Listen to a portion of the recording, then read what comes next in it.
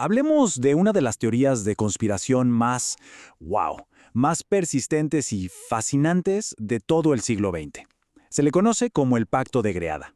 A ver, pónganse a pensar en esto por un segundo. Estamos en 1954. El líder del mundo libre, el presidente de Estados Unidos, desaparece. No se le ve por varias horas. Y la explicación oficial es una emergencia dental. Suena simple, ¿no? Pero, ¿y si la verdad fuera algo infinitamente más extraño? ¿Qué tal si en ese mismo momento estuviera en secreto negociando nada más y nada menos que el destino de la humanidad? Ok, vamos a meternos de lleno en esta historia porque todo arranca con un misterio, justo en el corazón del poder estadounidense. Miren, aquí es donde la cosa se pone de verdad interesante. El contraste es brutal. Por un lado, tenemos la versión oficial, la de la Casa Blanca.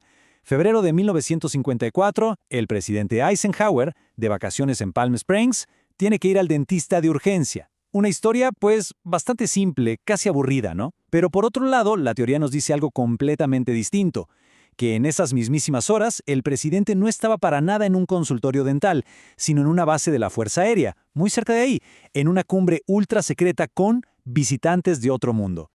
Y es justo aquí donde la historia pega un salto cósmico literal.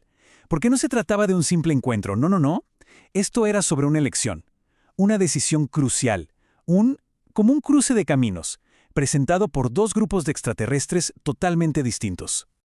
A ver, según esta teoría, la idea original de Eisenhower no era llegar y firmar un papel. Para nada. Hay que pensar en quién era él, un general, un estratega de cabo a rabo. Así que su primer instinto, lógicamente, habría sido evaluar la situación, ¿no? Entender si estas presencias eran una amenaza para la seguridad nacional y para el mundo entero. Y esto nos lleva a un momento clave de la historia. Se dice que el primer contacto fue con una raza que se conoce como los nórdicos, y su oferta a primera vista sonaba increíble. Nos daban tecnología avanzada, sabiduría, a cambio de que la humanidad se deshiciera de todo su arsenal nuclear. Pero un momento, pensemos en el contexto, plena Guerra Fría. Para Eisenhower, desarmarse así como así era impensable, dejaría a Estados Unidos totalmente vulnerable ante la Unión Soviética. Así que la historia cuenta que dijo que no. Y justo ahí es cuando aparece el segundo grupo, los famosos grises, con una propuesta, digamos que mucho más pragmática. Y sí, mucho más oscura. Y con eso llegamos al corazón de todo este asunto. Al supuesto acuerdo que, de ser cierto, lo cambió absolutamente todo. El Pacto de Greada. Entonces, ¿de qué iba este trato? Era un toma y daca. Estados Unidos recibiría tecnología, pero tecnología tan avanzada que los pondría décadas por delante del resto del mundo. A cambio, los grises pedían dos cosas: secreto total, impunidad y permiso para abducir humanos y ganado para sus estudios. Pero ojo, había condiciones y eran clave. Los grises tenían que entregar una lista con los nombres de todos los abducidos, y lo más importante, devolverlos a todos sanos y salvos.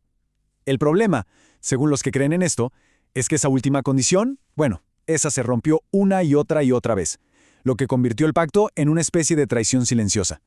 Ahora, un acuerdo de esta magnitud es obvio que no se puede mantener así como así, ¿verdad? Necesitas un encubrimiento masivo.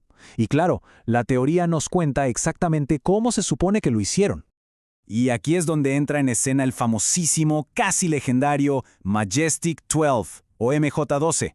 La historia dice que era un comité súper secreto, de pura élite. Los mejores científicos, los líderes militares de más alto rango, todos reunidos por orden directa del presidente. Su misión, simple: administrar toda esa nueva tecnología alienígena y, sobre todo, asegurarse de que la verdad jamás, pero jamás saliera a la luz. Para los investigadores de ovnis, MJ-12 es como el santo grial, la prueba de que el encubrimiento fue real y se manejó desde lo más alto del poder. Y ¿cuál era la excusa oficial para tanto secreto?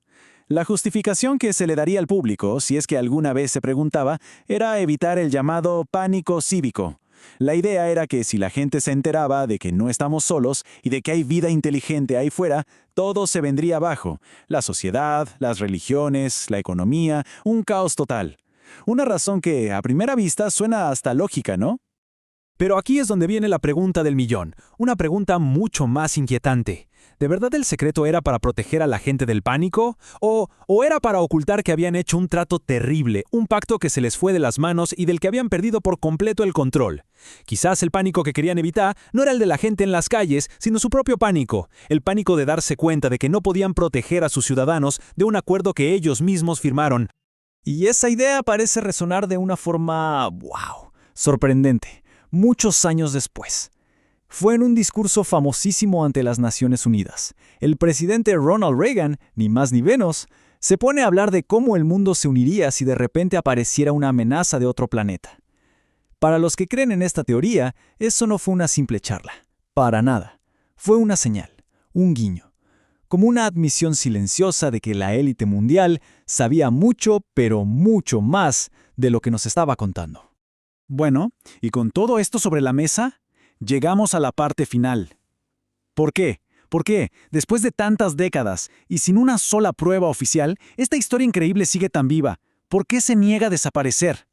Pues hay varias razones que son bastante poderosas, la verdad. Para empezar, la historia oficial del dentista, para muchos, siempre ha sonado una excusa muy floja. Luego, están las declaraciones de gente como Timothy Good, que fue consultor del Pentágono. Cuando alguien así habla, la gente escucha y le da más credibilidad. Además, esta teoría tiene algo que la hace muy atractiva. De un solo golpe, te da una explicación para décadas de avistamientos de ovnis y de reportes de abducción. Pero quizá la razón más fuerte, la más profunda, es que toca un miedo que todos tenemos, la idea de que quizás la humanidad no está realmente al mando de su propio destino. Y así llegamos a la pregunta final, la que queda flotando en el aire hasta el día de hoy. Si algo como este pacto de Greada de verdad pasó, ¿el acuerdo se ha mantenido? ¿O fue ese solo el primer paso para que la humanidad, sin siquiera darse cuenta, entregara poco a poco, silenciosamente, el control de su propio planeta? Ahí queda eso.